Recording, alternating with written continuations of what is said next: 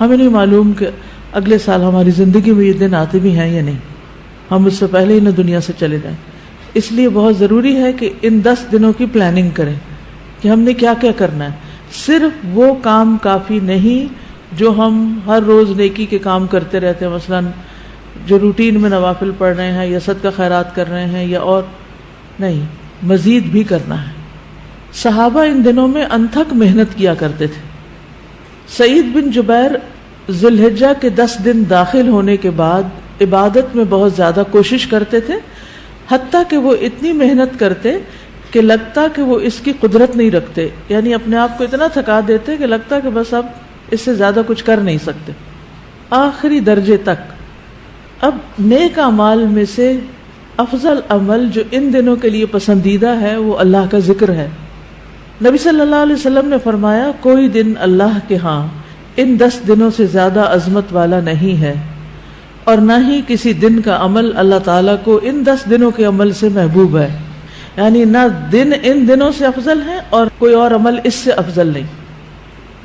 بس تم ان 10 دنوں میں کثرت سے لا الہ الا اللہ، اللہ اکبر اور الحمدللہ پڑھو، یعنی تحلیل، تکبیر اور تحمید. اب اس کے لیے یہ جو کلمہ نا سبحان اللہ والحمدللہ ولا الہ الا اللہ واللہ اکبر، یہ ان تینوں کلمات کا مجموعہ ہے اور اس میں سبحان اللہ کا اضافہ بھی ہے. اسی طرح اللہ اکبر لا الہ الا اللہ واللہ اکبر وللہ الحمد. ٹھیک ہے، اس میں بھی تینوں چیزیں آ جاتی، الحمد بھی آ جاتی ہے، اللہ کی حمد بھی آ جاتی ہے، اور لا الہ الا اللہ اور اللہ اکبر بھی آ جاتا ہے. صحابہ کرام جو تھے ان میں سے ابن عمر اور ابو ہریرہ رضی اللہ عنہما ان 10 دنوں میں بازار کی طرف نکل جاتے اور دونوں تکبیرات پڑھتے، یعنی مل کے بھی پڑھتے.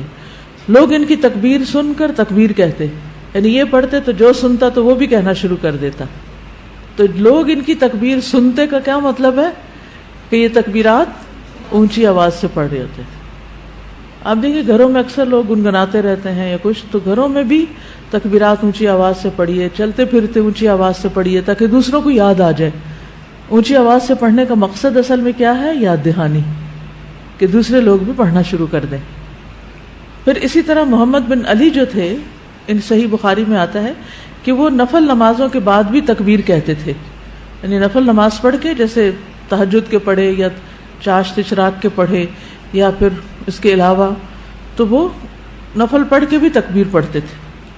اسی طرح عورتیں بھی تکبیرات پڑھتی تھی. ابن عمر منا کے ان دنوں میں نمازوں کے بعد بستر پر، راستے میں اور دن کے تمام ہی حصوں میں تکبیر کہتے، یعنی وہ ہر موقع پہ کہتے. انہوں نے صرف نفل کے لیے خاص نہیں کیا تھا، یہ صرف بازار کے لیے ہی نہیں بلکہ بستر پہ بھی کہتے اور راستے میں بھی اور خیمے میں بھی اور ہر جگہ. اور ان میں سے کوئی بھی آپ الفاظ پڑھ سکتے ہیں، اللہ اکبر لا الہ الا اللہ واللہ اکبر وللہ الحمد، اور اللہ اکبر وللہ الحمد، اللہ اکبر. اسی طرح اللہ اکبر کبیرہ، اللہ اکبر و اجل، اللہ اکبر وللہ الحمد. پھر اللہ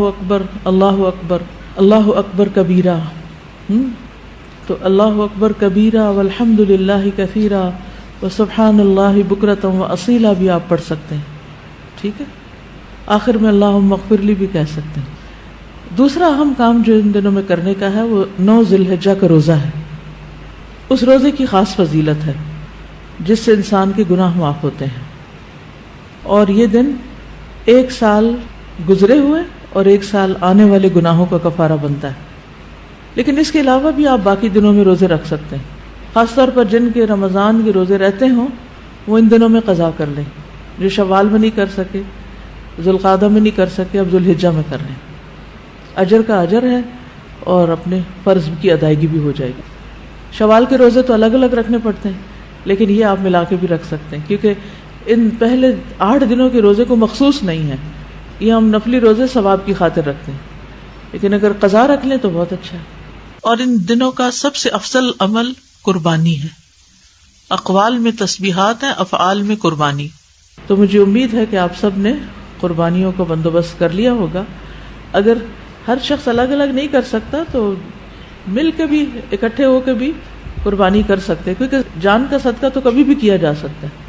تو عام دنوں میں کرنے کے بجائے ان دنوں میں انسان کر لے، ان دنوں میں پیسے جمع کرا لے. خاص طور پر غریبوں تک جو پہنچایا جاتا ہے گوشت، اس میں انسان اپنا حصہ ڈال لے. ایک طرف کیا کرنا ہے، تسبیحات کی کثرت، اور دوسری طرف کیا چھوڑنا ہے، غیبت، چگلی، تانا، فضول میں لغو باتیں، ہنسی مذاق.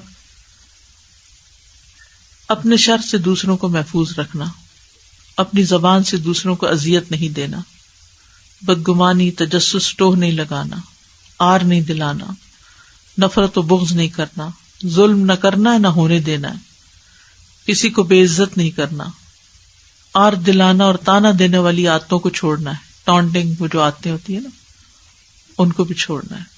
غصہ نافذ کرنے کی طاقت رکھنے کے باوجود اس کو چھوڑ دینا ہے. گالی گلوچ، بد زبانی، ان چیزوں سے بھی بچنا ہے. مسلمان کو ہر طرح کی اذیت دینے سے رکنا ہے. رشتہ داروں کی قطع تعلق ہی نہیں کرنی، ان کو منانا ہے. ظالم رشتہ داروں پر بھی مہربانی کرنی ہے. اپنے شر سے پڑوسیوں کو بچانا ہے. اپنے ایمان کی تجدید کرنی ہے. صبر اور عفو درگزر کرنا ہے. اچھا اخلاق اختیار کرنا ہے. اول وقت پہ نماز پڑھنا ہے. قیام لمبا کرنا ہے. ہو سکے تو تہجد پڑھنا ہے. روزہ رکھنا ہے. حج کے لیے تو چلے گئے ہیں لوگ، ہو سکے تو حج کرنا ہے. مالی صدقات میں اپنے اہل و عیال کی ضروریات پوری کرنا. ناراض رشتہ دار کو تحفہ دینا. اپنے بہن بھائیوں کی یا اپنے دوستوں کی ضروریات پوری کرنا. پانی پلانا. ایسا صدقہ جو خود کو محتاج نہ کرے کسی کا.